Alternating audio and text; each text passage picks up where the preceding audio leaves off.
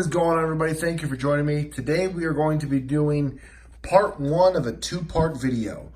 Part one, I'm going to be giving my opinions of the Hobao Hyper MT Sport Plus, things that I like about it, and other things that I was a little disappointed with. So we'll get right into it. Number one, I truly do like this truck. Honestly, it's a great performer. I was a little skeptical about the tires, thinking it was going to be very swirly at high speed, that these tires were going to balloon and be all over the road. To my surprise, this truck handles top speed very well. Whether on grass, dirt, or on road, it handles, it tracks straight, it doesn't wander. As far as the engine, it is a .30. The engine delivers great power. This truck will pick up the front end. You can easily pull a wheelie with it. It can even do a roll-on wheelie as long as you're in first gear at a relatively lower speed, like around 10 miles an hour. After about that, the front end just stays planted.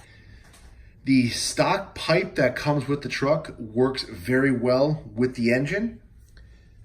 I will say I did purchase the optional Hobao wheelie bar. My honest opinion is don't waste your money on it.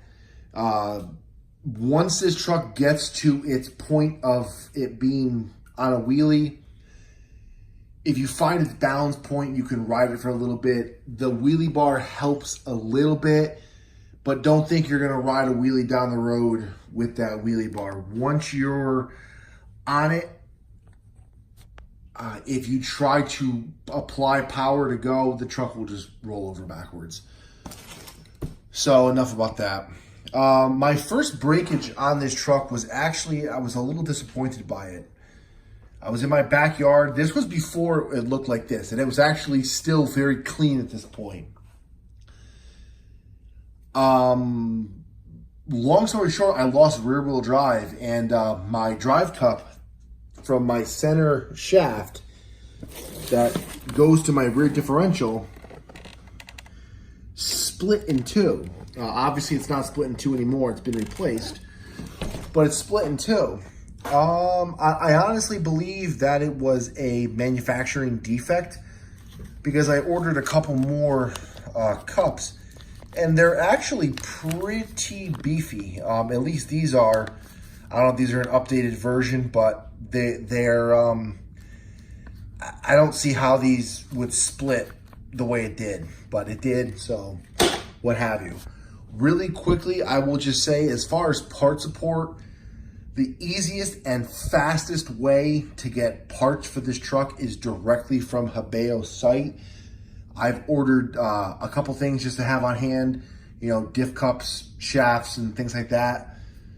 Average time is about 5 days after ordering it.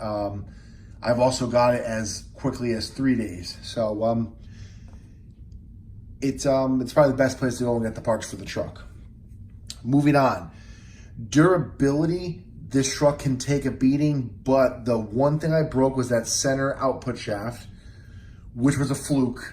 And then when the last video I had of this truck, when I was jumping the mountain and things like that, it was kind of a Hail Mary pass, because when you jump it, you can't see the truck on the other side to see what it's doing. So when I landed under full power, and I ended up breaking an output cup. Again, it's been replaced, not a big deal. The parts are actually fairly inexpensive. So I ordered 2 full sets. Enough said. That was a fluke, but it did break. I wasn't mad at the truck for breaking that. One thing I did do was, on landing, I completely blew out this rear shock, and I was a little disappointed about that. But I ended up finding this on eBay. It's a complete rebuild for everything. I mean, shocks, springs, ball ends, pins, O-rings, boot covers, everything. I paid 25 bucks for it. It was the last one. Bought it. Apparently, it was 99 bucks. It was like 100 bucks for this. I don't think I would pay 100 bucks for 2 shocks, but it's what it was, so I got it. Other than that, I've been very happy with this truck. The last run, so when I ordered the output cups, it was kind of one of those things where I'm sure you guys have experienced that one day that everything goes wrong. That's how my day was a couple days ago.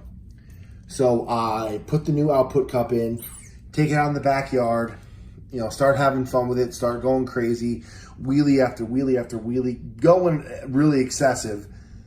And basically the truck stalled out because my bearing got so hot that it physically locked up on my clutch bell. And that was the end of that. Now, the problem with Hobao is they don't tell you the clutch bell bearing size. They just want to sell you a whole clutch bell with 2 bearings. I had no need for the clutch bell, so if you guys are wondering, the clutch bell bearing size is a 5x10x4. I did pick up, at first at my hobby shop had them, these Traxxas bearings, 5x10x4. Just to get me by. I ended up, again, they would work, nothing against the bearings, but I've used these bearings on many of my other trucks, and I've had great luck with, I've used a lot of these bearings in my my LST Nitro for its clutch bell. So basically I picked up a sleeve of the steel of the hang on. They're chrome steel sleeved clutch bearings.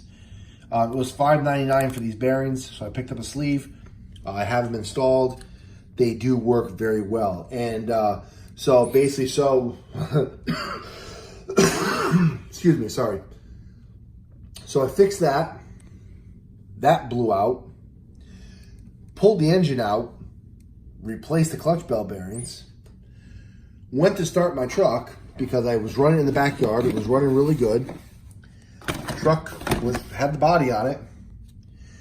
Ran out of gas, stalled it. I'm like, I'm gonna get a little more, so I filled up a little bit more. Put the glow igniter in, and now this is where I was lazy. I decided to kind of cheat and pull the pull cord through the side of the body, as you can see from the green worn off on the body, the little cut marks. Long story short, yeah, I cut my pull cord in half. My own stupid, ignorance got the best of me, my impatience, and that was basically my day. 3 bad things in one day. I'm like, you know what? Time to put the truck on the shelf for a while, walk away, and I'll fix it up and then go back at it again. So, my overall rating of this truck, I am happy with this truck. Do I wish some things were a little bit stronger on it as far as strength? Yes, but again, for the most part, this truck is very durable. I mean, you launch the truck 20 feet in the air, something's gonna break. And what could have broke was a lot less than what did break. So ultimately, I think this truck is very durable. I don't have any complaints with the stock electronics. One thing I will say, this truck comes with 4 AA receiver pack battery. Don't even run the truck with that. Pick up a 5-cell hump pack, put that in there. Just get a receiver hump pack. Don't run the AA batteries. Please don't do that. That's just asking for something to go wrong. Again, this truck does come with a controller. It'll get you going. I wasn't fond of the controller. I've had other RTR controllers. One thing, Traxxas, their controllers are actually very comfortable to use.